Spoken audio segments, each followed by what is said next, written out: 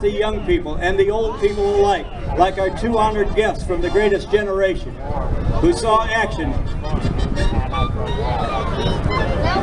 as paratroopers and as fighter pilots in World War II. See the scoop on the bottom of the airplane? That's like a radiator on your car or truck. It would create drag if it wasn't for a thing called the Meredith effect that turns that radiator into jet exhaust. There was the Russians' aircraft, the Yak-11, a formidable fighter airplane powered by an American-built radial engine. And here is the bent wing Corsair, built by the Chance Vought Company, built by the Brewster Company, and built by Goodyear.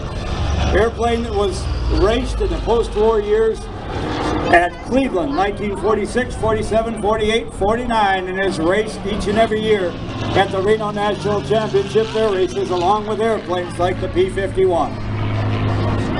And for some years, even this airplane, the P-38, set a speed record of 390 miles an hour in level flight in 1939.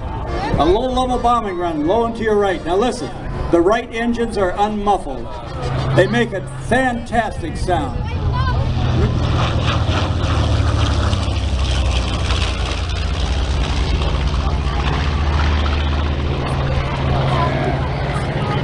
We said